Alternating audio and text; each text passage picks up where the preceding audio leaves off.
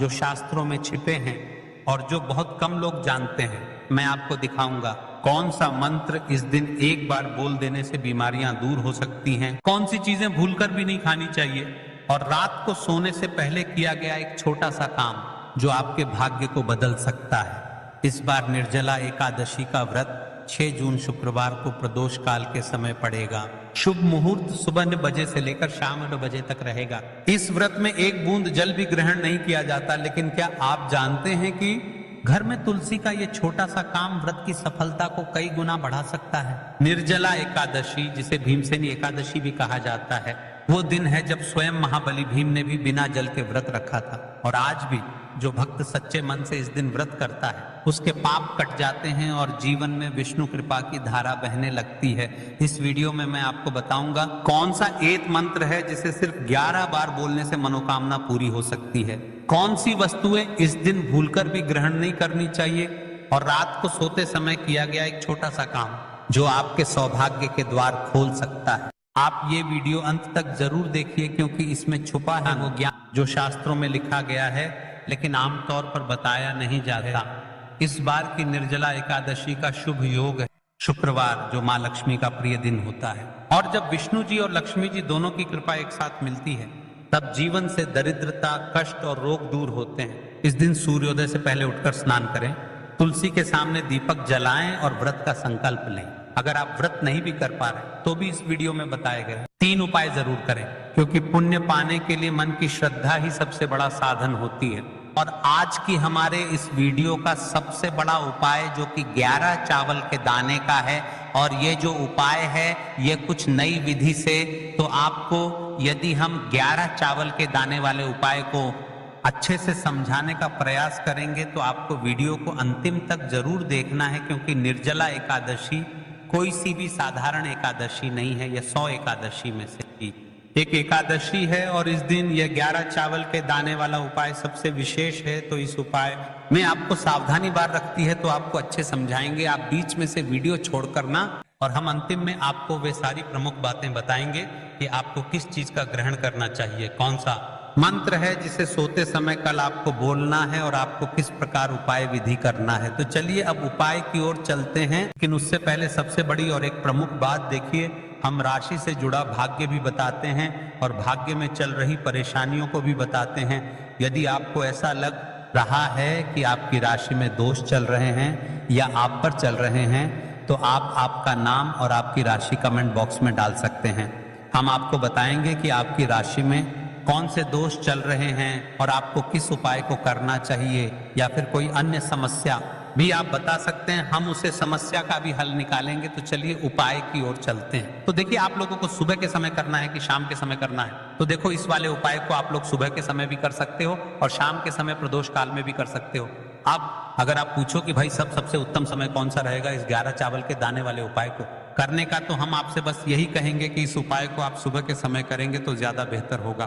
बाकी अगर प्रदोष काल शाम के समय भी करेंगे तो भी अच्छा होगा, उसमें कोई भी दिक्कत वाली बात नहीं है। अगर आपको निर्जला एकादशी के दिन करना है तो अब दोस्तों जो अगली सबसे बड़ी और महत्वपूर्ण बात आती है वही आती है कि सुबह अगर हम उपाय को करेंगे तो हमें कितने बजे से लेकर कितने बजे तक के बीच में करना है, और शाम के समय प्रदोष काल में करेंगे तो हमें कितने बजे से लेकर कितने बजे के बीच में करना है। तो देखो, सुबह जितनी जल्दी हो सके आप उपाय को करने की कोशिश करना। बाकी अगर किसी कारणवश लेट भी हो जाओ, थोड़ी देर भी हो जाए, तो 10 या 11 बजे तक भी आप उपाय कर लेना, पर 12 बजे से ज्यादा देरी ना हो, ठीक है? इस बात का ध्यान रखना। उसके बाद में दोस्तों अगर शाम के समय प्रदोष काल की बात करें, प्रदोष काल का जो समय है होता है वह शाम के 6 बजे से शुरू हो जाता है। मतलब शाम के 6 बजे से लेकर 7 बजे के बीच का जो समय होता है यह समय प्रदोष काल का समय होता है।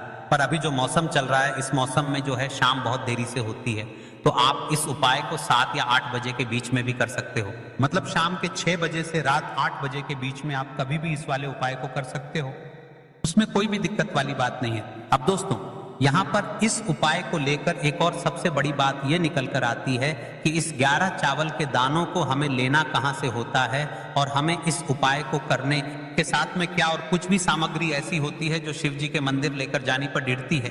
तो देखो यहाँ पर हम आपको बता दें, सबसे पहले आप लोग ये जान लो कि ये जो 11 चावल के दाने वाला उपाय है, सिर्फ और सिर्फ आप उपाय की सामग्री लेकर कभी भी शिव जी के मंदिर मत जाना, क्योंकि हमें भगवान के सामने ये नहीं दर्शाना है कि अगर हम भगवान शिव जी के मंदिर आए हैं तो अपने फायदे के लिए आए हैं, तो इसलिए जो भी पूजन सामग्री है उपाय सामग्री है। 11 चावल के दाने, इसके साथ में आपको पूजन सामग्री भी जरूर लेकर जाना है।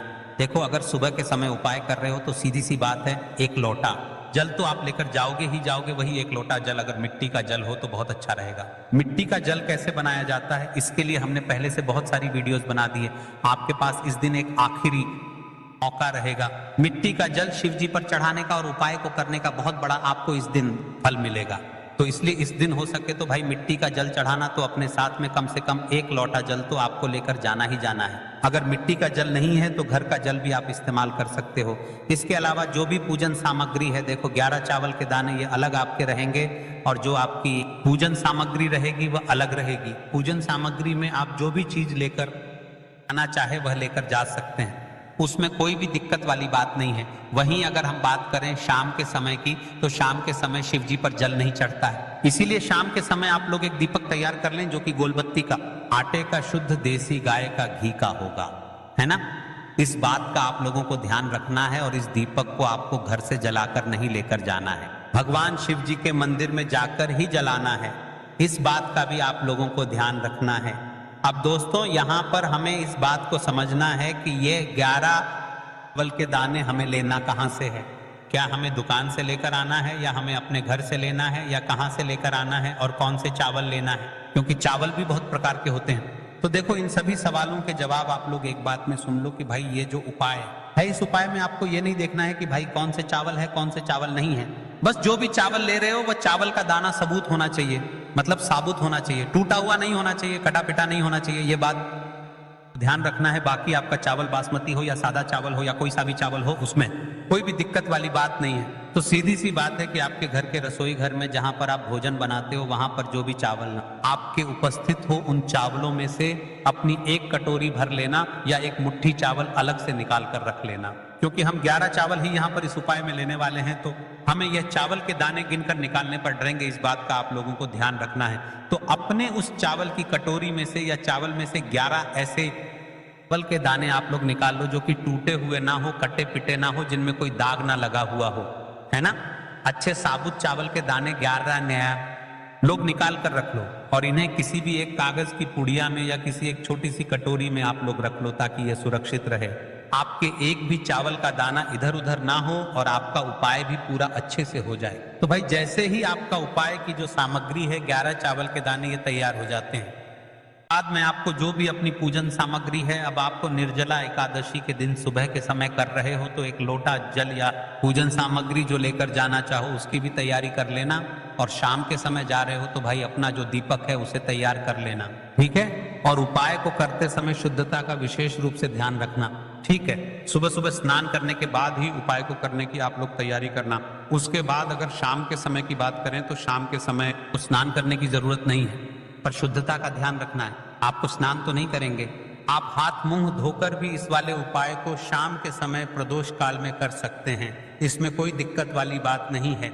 तो आप अपने उपाय की पूरी सामग्री तैयार करके आपके पास ही में जो आपका शिव मंदिर हो वहां पर पहुंच जाइए। सबसे पहले शिव मंदिर में जाकर आप लोगों को उपाय नहीं करना है, पहले भगवान के दर्शन करना है, भगवान से आशीर्वाद प्राप्त करना है। फिर शिव जी के लिंग के पास में आने के बाद आप जो पूजन सामग्री लेकर आए हुए हैं, जैसे कि सुबह गए हुए होंगे तो एक लोटा जल और जो भी पूजन सामग्री लेकर आए हैं, आप उनसे भगवान शिव जी की पूजन कीजिए। सबसे पहले तो एक लोटा जल ही चढ़ेगा, उसके बाद में आपकी पूजन सामग्री चढ़ेगी।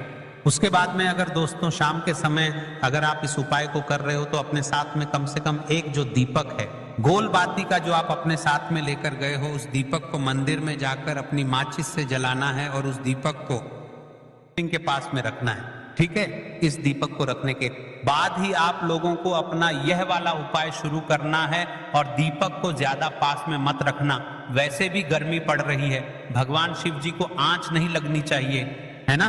तो भाई जैसे ही आपकी पूजा अर्चना हो जाती है, आप भगवान शिव जी को प्रसन्न कर लेते हैं, उसके बाद में शिवलिंग के पास ही में आप कहीं पर बैठ जाइए, सामने या आसपास जिस जगह पर आपको बैठना हो वहां पर बैठ जाइए और अपने वह 11 चावल के दाने अपने सामने निकाल कर रख लीजिए कि अब यहाँ पर उपाय को यहाँ पर करने की आपको तैयारी करना है। और इस तरीके से जब आप उपाय करेंगे पूजन सामग्री करने के बाद, पूजन अर्चना करने के बाद, तो आपको उपाय का फल बहुत जल्दी और बहुत बड़ा होकर मिलेगा। तो अपने 11 चावल के दाने अपने सामने निकाल कर रख लेना। और ये जो उपाय है ये आपकी सीधे हाथ की हथेली से होगा, इसलिए इस बात का भी विशेष रूप से ध्यान रखना है। तो सीधे हाथ की हथेली का प्रयोग करके ही आप लोग अपना इस वाले उपाय को करना। अपने सामने जो भी कागज की पुड्डियां हैं उसको खोल कर रख लो, या कटोरी है तो भाई उसे अपने सामने रख लो और अपने वह 11 चावल के दाने निकाल लो। ठीक है। उसके बाद में दोस्तों अब आपको क्या करना है कि शिवलिंग आपके सामने होगी तो आपने वह 11 चावल के दाने एक एक करके आपको शिव जी के शिवलिंग के ऊपर चढ़ाना है। कहां पर चढ़ाना है? शिवलिंग के ऊपर चढ़ाना है, और कहीं पर भी नहीं चढ़ाना है। आपको अपने हथेली से तो शिवलिंग के ऊपर चढ़ना है। भले ही फिर वह अपने आप जलाधारी पर गिर जाए, या मतलब गिर जाए, उसमें कोई दिक्कत वाली बात नहीं है, पर आप चढ़ाओ शिवलिंग के ऊपर ही। तो आपको क्या करना है? अपना पहला चावल का दाना उठाना है, श्री शिवाय नमस्तुभ्यम बोलना है और शिवलिंग पर चढ़ा देना है। इसी तरीके से दूसरा चावल का दाना उठा है, शिवलिंग पर चढ़ाना है और मंत्र बोल देना है। और फिर तीसरा चावल का दाना उठाना है, श्री शिवाय नमस्तुभ्यम बोलना है और चढ़ा देना है। इसी प्रकार से आपको पूरे 11 चावल के दाने एक एक करके शिव जी के शिवलिंग के ऊपर चढ़ाना है। भगवान से प्रार्थना करते जाना है। मतलब प्रार्थना तो आपको आखिरी में करना है, पर हर एक चावल के दाने को चढ़ाते समय श्री शिवाय नमस्तुभ्यम जरूर बोलना है। उसके बाद ही में यह चावल का दाना शिवलिंग के ऊपर आपको चढ़ाना है। जैसे ही आपके 11 चावल के दाने शिवलिंग के ऊपर चारत जाते हैं तो भाई उसके बाद में आपको क्या करना है? भगवान से अपनी मनोकामना बोलना है। मनोकामना भी कब बोलना है? जब आपका 11 चावल का दाना आपके सीधे हाथ की हथेली में हो और आप उसे चढ़ाने के ले जा रहे हो। शिवाय नमस्तुभ्यम बोलकर उस आखिरी चावल के दाने को शिवलिंग के ऊपर चढ़ा देना और भगवान से फिर अपनी वह मनोकामना बोल देना, जिस मनोकामना के लिए आप लोग अपना ये वाला उपाय कर रहे हो, जिस भी दुख और परेशानी के लिए आप लोग अपना ये वाला उपाय कर रहे हो, उसके बाद में जैसे ही आप अपनी मनोकामना बोल देते हो आपका ये वाला उपाय पूरा हो जाता है। और दोस्तों उपाय को करने के बाद आप लोगों को 2 मिनट भगवान शिव जी के मंत्र का जाप जरूर करना मंत्र का जाप करने के बाद भगवान से एक और बार प्रार्थना करना है अपनी मनोकामना के लिए, या अपनी जो भी दुख और परेशानी है उसके लिए। इसके बाद में आप लोग भगवान को देखकर भगवान से प्रार्थना करके उनसे आशीर्वाद लेकर वहां से उठ सकते हैं और अपने घर पर जा सकते हैं। बस दोस्तों यहाँ पर ये वाला उपाय पूरा हो जाता है। इस तरीके